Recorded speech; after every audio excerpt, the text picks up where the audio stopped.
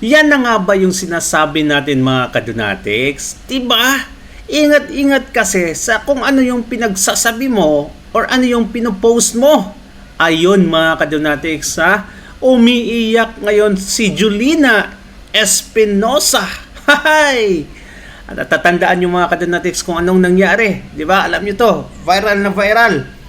Puntahan lang natin yung post ni Senator Robin Padilla bago natin panoorin yung mga post niya. Ang daming post niya mga kadunatics, sunod-sunod. Ayan. Wala bang maglalakas loob barilin bigla si Robin Padilla?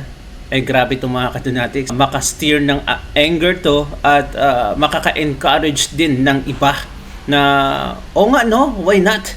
Diba? Kaya, in-screenshot to ni Senator Robin Padilla at sinabi niya dito, sa itaas. Okay, basahin lang natin ng mabilisan mga kadunatics. Allahu Akbar, alhamdulillahi binasyatani rajim. Kaya parang demonyo na ang kriminal sa pagpaslang ng tao dahil sa makatulad nito na ipinangkakampanya ang pagpatay ng kapwa-tao. Di ba? Iha, ako na lang ang natitira ninyong alas na handang magpakulong sa ICC para ubusin ang mga kriminal. Huwag mong naisin na maunahan ako dahil ang masagana at ang masaya kong pamilya ang handa ko ipagpalit para lamang maging matahimik at mapayapa ang kinabukasan niyo. I would not be surprised if magiging martyr siya and he would be pronounced hero.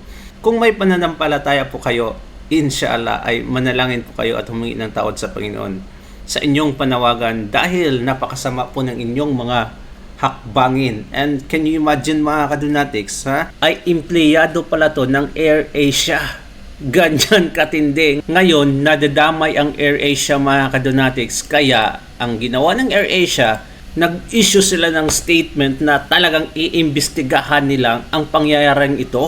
Though, sinabi din nila mga kadunatics na kung ano yung ginawa nitong babaeng ito, it does not reflect sa whole company ng AirAsia kasi it's personal daw.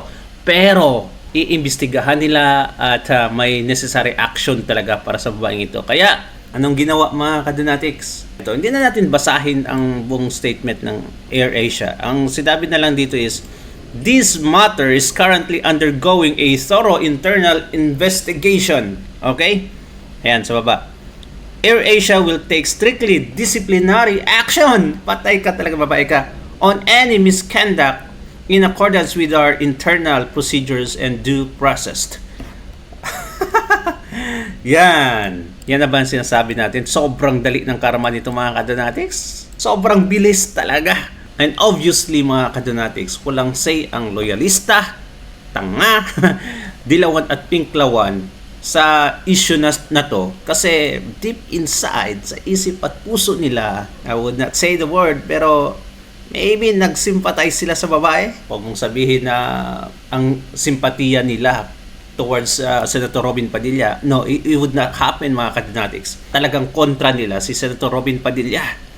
Kaya tahimik ang mga alamang. Alright, ito ang sabi niya mga kadunatics. I'm truly sorry. And I would not be surprised kung bakit na sabi niya yun mga kadunatics. Kasi itong babaeng ito pala ay sobrang bugok. Wala sa isip mag-post, mali-mali ang mga grammar, ang spelling. Kaya mga kadunatics, nasabi niya yun, di ba? Typical Dilawan. Typical Dilawan mga kadunatics. Bakit ko nasabi na mali-mali yung mga pinagsasabi niya? First, ito pa sabi niya, Senate Rubin. Naging senado na si Robin Padilla no? Tsunggo talaga itong batang to. Okay, Senate Robin Padilla, I'm truly sorry. I hope we have a good meet soon. Naintindihan nyo ba mga kadunatics?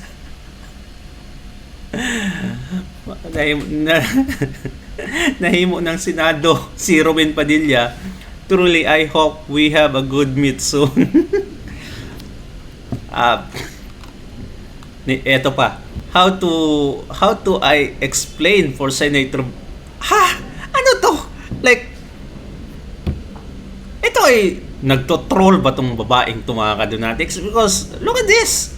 Or this is a direct translation sa Meta, pero wala namang yung original na si original. So it means Ito talaga yung pinost niya mga kadunatics. Okay? How to I explain for Senator? Senator. Sobrang gulo.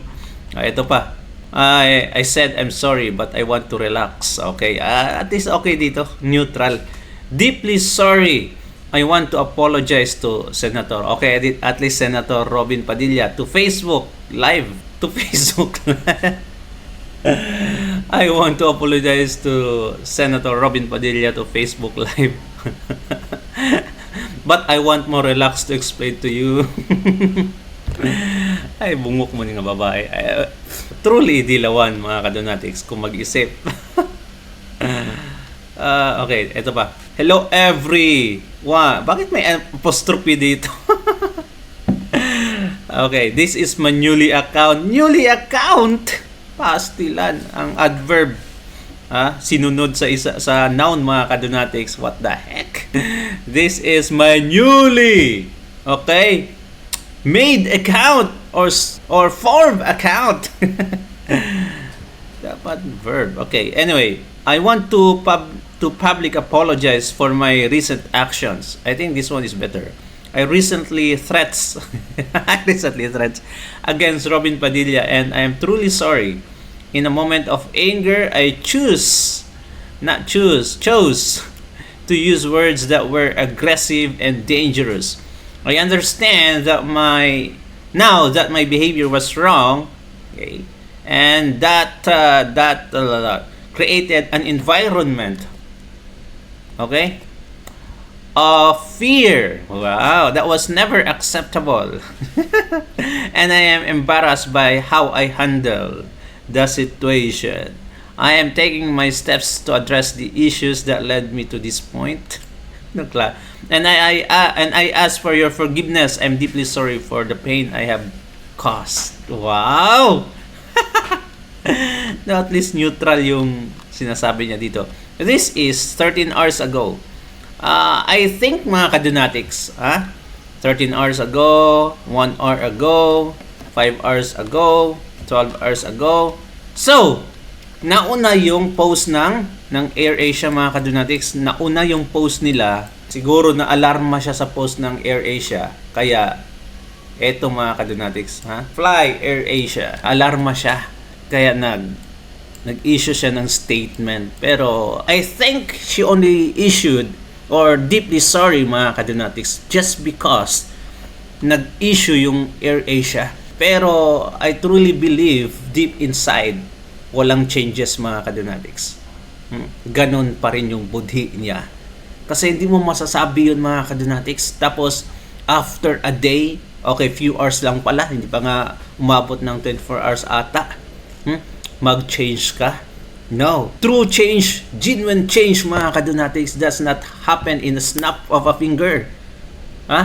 It takes time. Slowly but surely. 180-degree turn? No.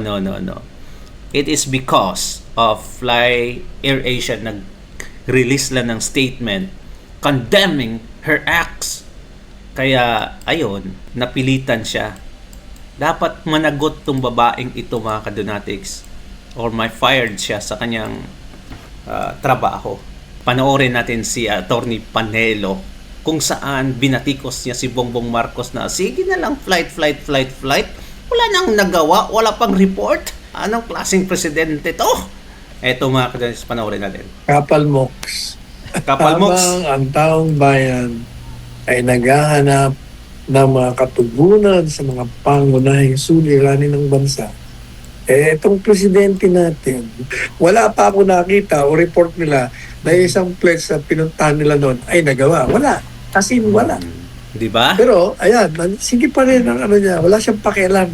Gastos ng bayan.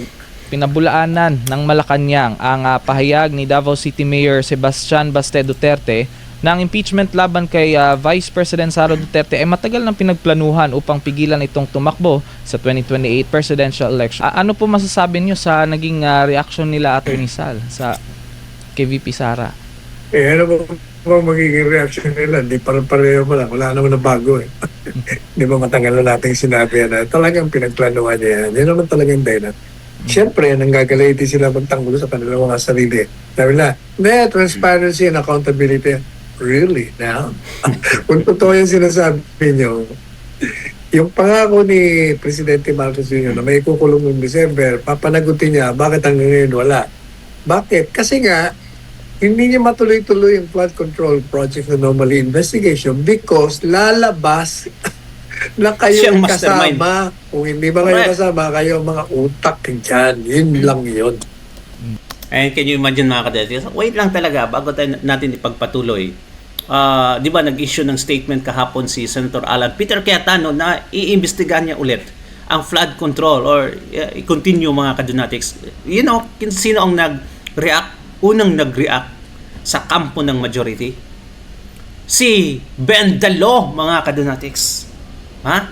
Kahit ano-ano na lang daw pinagsasabi ni Senator Alan Peter Cayetano simula inalis siya sa pwesto bilang Senate President. Look at that! Si Ben Dalo ang unang pumalag. Bakit? Nakakahalata na talaga ako na totoo yung mga issues sa kanya mga kadunatics. Bakit ikaw? Pwede ka naman manahimik. Diba? Ay nako. Ayan, maraming salamat po, Attorney Sal. Well, speaking of Pangulong Ferdinand Marcos Jr., nagtungo nga si Pangulong Ferdinand Marcos Jr. sa Singapore para sa 3 araw na working visit kung saan tatalakayin ang pagpapalakas ng ugnayang bilateral, pagpapalawak ng kalakalan at pamumuhunan, kalusugan, kapaligiran at pagpapanatili ng katatagan ng rehiyon. Nakatakda rin siyang makipagpulong kay Singapore Prime Minister Lawrence Wong at makibahagi sa isang investment roundtable kasama ang mga business leaders. Ito po, ano pong masasabi niyo sa muling paglalakbay ni Pangulong BBM? Kapal Mox. Habang ang taong bayan ay naghahanap ng mga katugunan sa mga pangunahing suliranin ng bansa, itong presidente natin, wala nang ginawa kundi mamasyal sa iba't ibang panig ng mundo. Sunod yan, ha? Japan, Canada, ngayon naman Singapore, at earlier on pa, ang dami ng mga pinupunta niya na wala namang nangyayari kasi may mga pledges, wala namang wala pa ako nakita o report nila na isang pledge na pinuntahan nila noon ay nagawa. Wala. Kasi wala. Pero, ayan, sige pa rin ang ano niya. Wala siyang pakialam. Gastos ng bayan. Kaya di ba sabi ko, anong uring presidente ka? Na habang ang mga kababayan mo ay nandun, si General Santos hanggang ngayon, nagre-reklamo kung ayuda. Habang ang mga tao ay naghahanap ng kalinga dito sa gobyerno nito, kung paano nila gagawa ng paraan ang mga pagtaas ng presyo ng mga bilihin. O yun lang yung mga anomalya nga na hindi pa magawa ng katugunan ang mga akusasyon. Ang concentration talaga nila, impeachment, conviction, Inday Sara. Kaya talagang, ay nako, sabi nga natin sa article natin, the clock is ticking. Tick-tock, tick-tock. Nalalapit na ang pagbaba ninyo sa kapangyarihan. You know, the main reason mga kadunatics kung bakit ganito yung ginagawa ni Marcos Jr. Lumilipad sa ibang bansa mga kadunatics kasi papalapit na yung SONA, wala siyang mai-report na mga nagawa niya, kaya eto na lang. Pumunta tayo ng Canada, may nakuha tayo. Pumunta tayo ng Japan, may nakuha tayo. Ganyan mga kadunatics, pero wala naman talagang exact report, sabi nga ni Atty. Panelo. Wala siyang may report, walang nagawa, kundi may patulong nga mga kadunatics, pero limited naman talaga. Tapos proud na proud pa siya. Can you imagine that? Bansang ito ay talagang administrasyong ayuda, sabi nga ni Tatay Digong. Ayuda na lang talaga. 4 piece mga kadunatics. Can you imagine that? Na quando in-announce pa niya, dagdagan na ng 2,000 pesos. Maggawa-gawa na lang siya ng mga ganun mga kadunatics para mai-report lang talaga sa SONA. Ay nako, pagka walang hiyang presidente. Well, samantala, Attorney Sal, bahagyang tumaas naman ang satisfaction rating ni Pangulong Ferdinand Marcos Jr. sa ikalawang quarter ng taon Negative pa rin. ayon sa pinakahuling survey ng social weather stations. Mula sa 33% noong Marso, umakyat ito daw sa 38% noong June. Pero gayon man, mas marami pa rin ang nagsasabi na hindi sila kontento sa kanyang performance na nasa 45% habang 17% yung nananatiling undecided. Dahil dito umangat yung net satisfaction rating ni BBM, ni Pangulong BBM mula negative 15 o poor noong Marso Negative tungo 8 na. sa negative 7 o neutral 7. nitong Hunyo. Pinakamataas ang satisfaction rating niya sa Balance Luzon habang nananatiling pinakamataas ang dissatisfaction sa Mindanao. Isinagawa ang survey, Attorney Sal, noong June 20 hanggang 29 sa 1,200 respondents sa buong bansa. Ito medyo umangat, Attorney Sal. Ano pong masasabi ninyo? Umangat. Umangat ba yung dati na mababa? Ano, wala. Yung sinasabing negative 15% na naging negative something. At negative pa rin. Diyos ko naman. Ano ba yan? Pero itong issue pa, Attorney Sal, itong sa tinatawag Joker din na to si Carl unvalidated Calise. information. Dahil nga sa impeachment trial, sinabi ni NBI Regional Director Jeremy Lotok na itinuturing ng NBI bilang unvalidated information yung sinasabi nga Operation Romanov na iniuugnay sa umano'y banta sa buhay ng Vice Presidente. Ayon sa kanya, yung kanilang sa kanilang open source investigation, unang lumitaw yung terminong Romanov sa isang talumpati ni Davao City Mayor Sebastian Duterte sa isang hakbang dun sa Maisog Rally kung saan nga binanggit naman nito ang pamilyang Marcos. At dagdag pa niya, hindi nakapagbigay ng sapat na ebidensya yung kampo ni VP Sara upang patunayan nga yung umano'y plano laban sa kanya at hindi rin dumalo yung vlogger na para maipaliwanag yung kanyang mga pahayag. At samantala, iginiit din ni Senator Alan Peter Cayetano na may manipis na hangganan sa pagitan ng isang babala at saka sa isang banta. Habang nilinaw naman ng NBI yung kanilang investigasyon na nakatuon pa rin do sa umano'y grave threats na binitawan ni VP Sara laban sa Pangulo. Ano pong komento ninyo dito sa sinasabing unvalidated information na NBI attorney? Kaya alam po niyo, yung Operation Romanov na yun.